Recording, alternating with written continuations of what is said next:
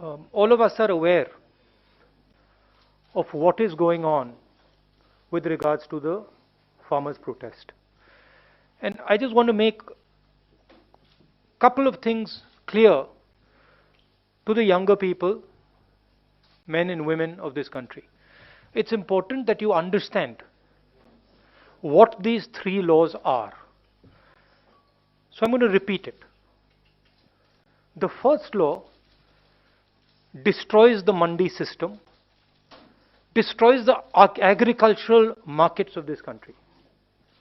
The second law allows unlimited storage of grain and other materials and will make it practically impossible for our farmers to negotiate their prices.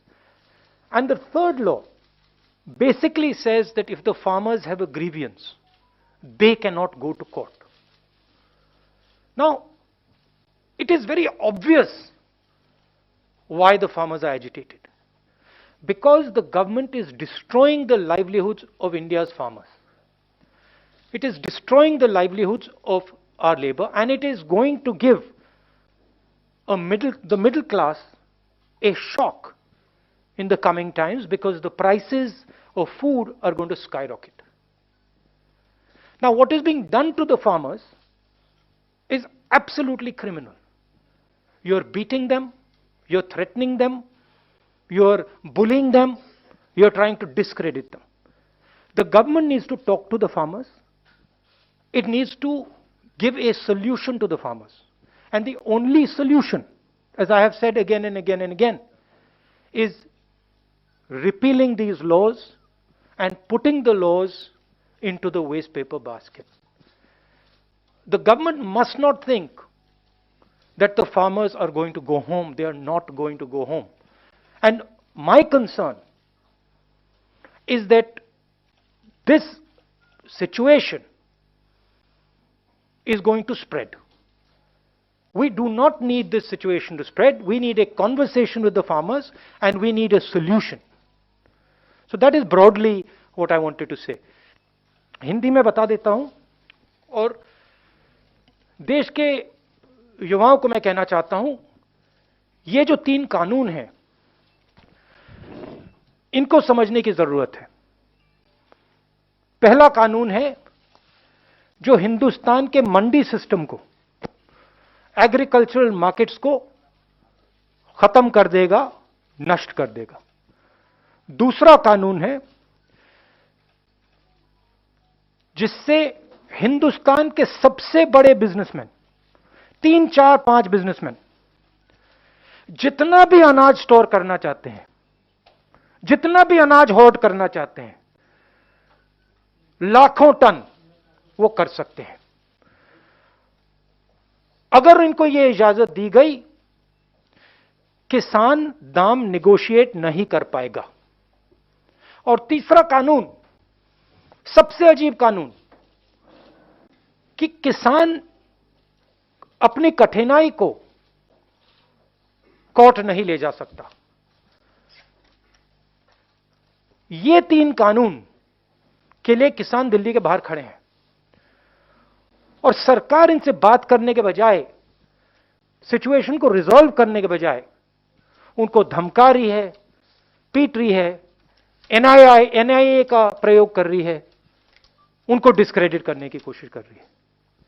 सरकार को एकदम इन 3 कानूनों को वापस लेना चाहिए, रद्द करना चाहिए। और आज जो हो रहा है, शंभू बॉर्डर पे जो सरकार इन पे आक्रमण कर रही है, को मार रही है, ये बिल्कुल गलत है। आप मुझे एक बात बताइए, किसानों को, 50 किसानों को रेड फोर्ट के अंदर किसने जाने दिया और क्यों जाने दिया? क्या होम मिनिस्ट्री का काम नहीं है कि रेड फोर्ट पे इनको नहीं जाना चाहिए, अलाउ करना चाहिए? उसके लिए कौन जिम्मेदार है? सीधी सी बात है। उनको क्यों अंदर जाने दिया? किसने अंदर जाने दिया? होम मिनिस्टर से जाके पूछिए। और उसके पीछे क्या आइडिया था, किस प्रकार अलाउ किया गया, वो भी पूछ लीजिए। This is the biggest transfer of wealth, the biggest transfer of wealth from the largest number of people to the smallest number of people. You have seen what has happened in COVID. During COVID, the poor have got poorer, and a handful of rich people, 5, 6 rich people, have just got richer and richer and richer and richer. This anger that you're seeing among the farmers, this is that anger. That 5 people, 7 people have everything, we have nothing. और जो हमारा था वो भी ले रहे हैं. तो प्रधानमंत्री क्या बोलेंगे? प्रधानमंत्री इन 5 लोगों के लिए काम करते हैं.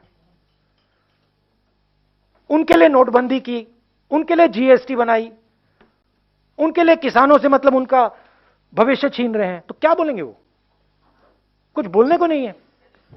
मगर उनको यह नहीं लगना चाहिए कि किसान पीछे हट जाएंगे. और मैं किसानों से कहना चाहता हूं, हम सब आपके साथ हैं. 1 इंच पीछे मत हटिए, 1 इंच पीछे मत हटिए. ये आपका भविष्य है, इसके लिए आप लड़िए. और ये जो 4, 5, 10 लोग हैं, ये जो आपका सामान, आपका भविष्य चोरी करने की कोशिश कर रहे हैं, इनको आप नहीं चोरी करने दीजिए और हम आपकी पूरी मदद करेंगे. देश के किसानों को ये कानून अभी तक डेप्थ में समझ नहीं आए हैं. पंजाब में, हरियाणा में, यूपी में, राजस्थान में इधर बात समझ आ गई है.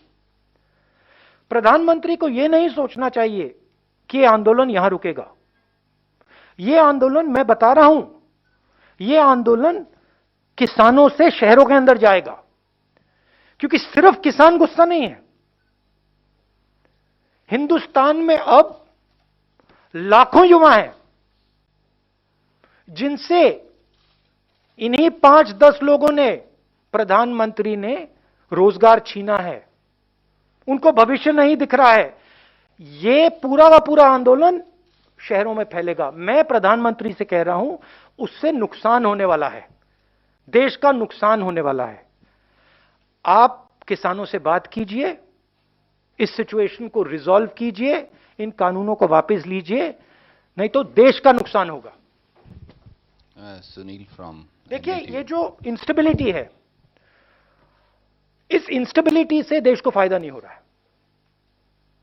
ठीक है, अन्याय किया है. अन्याय को ठीक करने के बिना इंस्टेबिलिटी नहीं जाएगी. मगर मैं कह रहा हूं कि इंस्टेबिलिटी से फायदा नहीं है. बातचीत करना है और इसको रिजॉल्व करना है, जल्दी से जल्दी करना है. I think absolutely the person who has allowed this to happen should resign, but there's no way he's going to resign.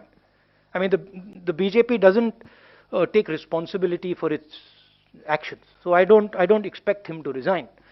But the whole idea is to discredit the farmers. Look, this is a genuine voice. This is a genuine voice, and it is the voice of India that is speaking. ये देश की आवाज है. प्रधानमंत्री को सुननी ही पड़ेगी. और मैं बता रहा हूं, अगर नहीं सुनेंगे ये फैलेगा, ये बाकी प्रदेशों में जाएगा. इसको आप सप्रेस नहीं कर सकते. मेरा काफी एक्सपीरियंस है, अब 15 साल पॉलिटिक्स का एक्सपीरियंस है. इसको आप सप्रेस नहीं कर पाएंगे, ये फैलेगा और जोनों से फैलेगा. ये महीनों से यहां खड़े हैं, 10-15 लोग तो नहीं है ना, लाखों लोग हैं. तो कुछ ना कुछ तो होगा, कुछ ना कुछ तो इनकी फीलिंग होगी, इनका दर्द होगा. ये सबके सब, मतलब लाखों लोग बस ऐसे ही खड़े हुए हैं क्या, बिना कोई कारण?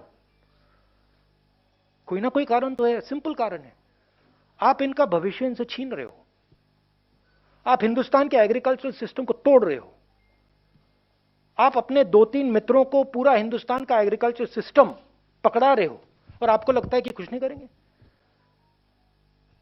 अगर आपके घर में रात को चोर आए, आप उसको रोकने की कोशिश नहीं करोगे क्या? करोगे. तो हर किसान के घर में चोर घुस रहा है, नरेंद्र मोदी जी उनको डाल रहे हैं अंदर, और किसानों, नरेंद्र मोदी जी को लगता है कि किसान कुछ नहीं बोलेगा, घर चला जाएगा. कैसे? सवाल ही नहीं उठता. और चोरी सिर्फ किसानों से नहीं हो रही, चोरी शहरों में वर्कर से हो रही है, चोरी किसानों से हो रही है, चोरी छोटे बिजनेस वालों से हो रही है, स्मॉल मीडियम बिजनेसेस से हो रही है. उनका भी भविष्य तोड़ा जा रहा है. तो अगर ये सोचें कि भाई ये सिर्फ किसान की बात है, गलत है। ये किसानों से मजदूरों तक जाएगा, शहरों में जाएगा, स्लम्स में जाएगा, फैलेगा। ये हमारा गोल है कि ये जो चोरी हो रही है, इसको मैं चोरी कहता हूं और कुछ नहीं है, ये चोरी रोकी जाए। ये हिंदुस्तान के 60% पॉपुलेशन के साथ चोरी की जा रही है, उसको हम रोकना चाह रहे हैं। जिस प्रकार से हम किसानों की मदद कर सकते हैं, जो भी उन्होंने हमसे मांगा, हम करेंगे। हम उनके साथ खड़े हैं चोरी रोकने। मैं डायरेक्टली टच में नहीं हूं, बट हमारे लीडर्स, मतलब इंफॉर्मेशन तो आता रहता है। आपने एक स्पेस खोली हुई है, आप किसानों से डिस्कस नहीं कर रहे हो। आपने मतलब एक यहां पे आंदोलन खड़ा है, पॉलिटिकल स्पेस है। आपको जल्दी से जल्दी उस स्पेस को बंद करना चाहिए। आप सरकार है, क्योंकि इससे देश का फायदा नहीं हो रहा है। तो हमारा कहना है, इसको आप जल्दी रिजॉल्व कीजिए, आप टाइम जाया मत कीजिए। इसमें जो हमारे किसान हैं, उनसे आप जल्दी से जल्दी बात कीजिए और इसको रिजॉल्व कीजिए और सिचुएशन को ठंडा कीजिए। यह हमारा कहना है। उसमें 2-3 गलत प्रकार के लोग हों, वो ठीक है, उन पर आप एक्शन लीजिए, मगर जो लाखों लोग खड़े हैं, वो जेन्युइन लोग हैं। But tell me one thing, simple thing. BJP said we will withdraw these laws for 3 years, right? 2 years. If you're ready to withdraw them for 2 years, why can't you withdraw them? What is the problem? Then after 2-3 years, you bring them back, try again. Try it again. What is the problem? If you're ready to say, I'm ready to withdraw them in 2 years, why can't you withdraw them right now and say 3 साल बाद बात करेंगे, फिर से try करते हैं। आप करो, मगर जब आप करोगे, बातचीत करके करो, किसानों से पूछ के करो। We will help you.